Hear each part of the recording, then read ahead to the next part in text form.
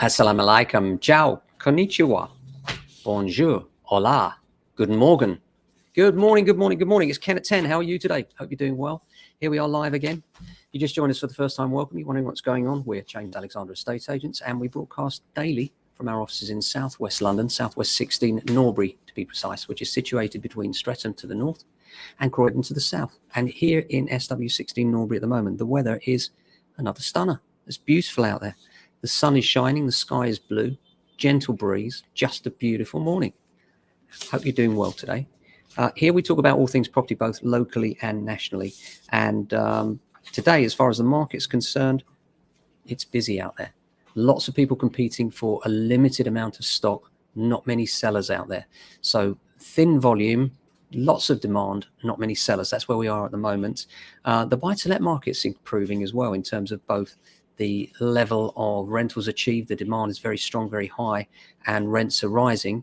And in terms of the sales market, it's certainly busy for the time of year, but there's just not the level of stock coming into the market. You know, as we've said many times, a lot of people that considered moving this year did bring forward that decision because of the stamp duty advantage of buying pre-June.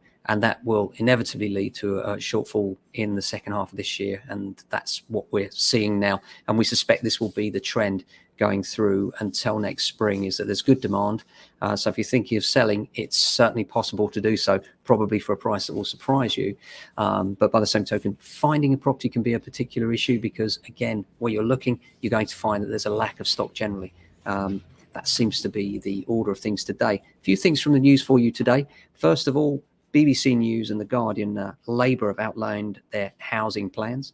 They would cap the amount of property overseas investors can purchase in new developments in a bid to help first-time buyers. And the party would also give first-time buyers first dibs on new builds for 6 months. It's all very well giving them first dibs, but unless you can get the prices down for them, they still can't afford them. So that doesn't really help. Bit of a crazy thing to say, really. It's also saying it's pledging to give councils the powers to buy land more cheaply from private owners when completing a compulsory purchase. Not quite sure how they're going to do that either. So private owners of land are going to end up losing out there. Seems a strange one to me. Hull is the most affordable city for first-time buyers. How much does it cost, I hear you ask? 121,335 is the answer to the question. And buyers willing to live in a flat or masonette could get on the ladder for even less. In Preston, where a deposit of 3,820 is required for a 95% loan-to-value mortgage. Denise Wells, head of mortgage operations at the firm Nottingham Building Society, remarked, there's a wide range of 95% loan-to-value mortgages in the market at present. The data shows that this makes raising a deposit more achievable, well, maybe in Preston, more difficult here in London, of course. The other end of the spectrum is London, where the highest sum for 5% is needed, and that's around £25,000. A new Labour think tank has decided that it would be best to have a property tax, which would be based on the value of your home, which would be a proportional property tax. And this would come in at 0.5% of the value of your home annually instead of council tax, to tackle regional equality. I mean, you know, this for me is a vote loser. I can't see anyone going for this. All those people that are living in their homes, older people particularly, that would have to pay vast sums of money to live in a home that they've strived all their lives to get to, seems particularly wrong to me. The construction side of things, something in BBC News caught my eye. Engineers want fewer buildings demolished, and this is a report by the Royal Academy of Engineering. It's urged the government to ensure more buildings are redeveloped rather than demolished, which seems to make sense, doesn't it? And that way they can get away from the embodied emissions, which is the CO2 emitted when buildings and materials are made. And the report calls for a new way of thinking before planning new homes, factories, roads and bridges. Cornwall are getting some new holiday park homeless accommodation. They're going to change some of the holiday parks into homeless accommodation. Councillor Ollie Monk said the county is facing a serious and mounting problem, citing temporary accommodation as a particular problem. The council is facing a £5.9 million loss in housing benefits paid out. Without significant capital intervention, it will rise even further. We find ourselves in a very difficult situation, and one that we cannot allow to continue. Good old Fergus Wilson, he's always finding himself in the news, isn't he? I say good old, I'm not a particular fan, I must be honest. He's, England's largest landlord, Fergus Wilson, acquired vast swathes of property. You may have seen pictures of him and his wife He was talking about selling up a while ago, but apparently he hasn't. And apparently, according to the Mirror and the Mail, he's been banned for life from contacting his local council directly after a 10-year campaign of abuse.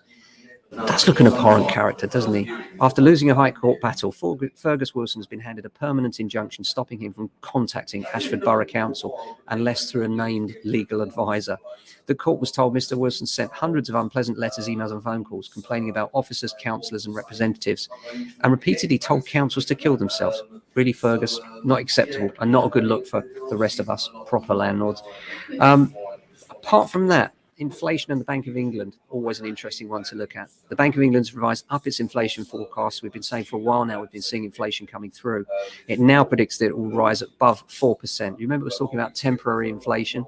It seems now it's conceded that might not be the case, and that high prices could last until April instead of the end of the year, lifting expectations of a rate rise to early in 2022. The bank's Monetary Policy Committee voted to hold interest rates at 0.1% and to maintain current stimulus measures. But two members are now calling for support to be reined in. Analysts are now predicting that rates will climb to 0.25 as soon as February and to 0.5 even possibly later in the year. That's in the Financial Times, Telegraph, Times and the Mail. That's interesting. And, you know, although this is not mortgage advice, of course, it does go to show that now could be a very good time if you're staying put to think about fixing your mortgage, or if you're a buy-to-let landlord and you've got investments, it might be a very good time to look at refinancing if you're outside of a fixed rate, because the rates now are so competitive. And if base rates go up, well, so do fixed rates. So it could be a very good time to look at a fix for you. It's Friday.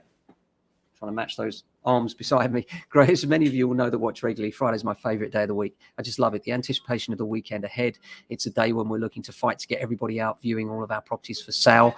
And, you know, it's a busy time. We love Saturdays where we're actually meeting people for the first time. You know, during the week, most of the time it's phone calls, but at the weekend we meet people and we start to tee up different viewings, meet our clients, find out what they're about, what they want, if we can help them get what they want, talk about their dreams and aspirations for their next family home. It's lovely. So we're looking at a busy weekend because the sun is out. We just don't have enough stock to go around. So if you're thinking of viewing, get in touch with us now. We'll see what we've got for you. Let's talk about your aspirations and dreams and whether we can help you meet them in terms of property. If you're buy-to-let investor, you want to have a chat about that, we're always keen to talk about that as well.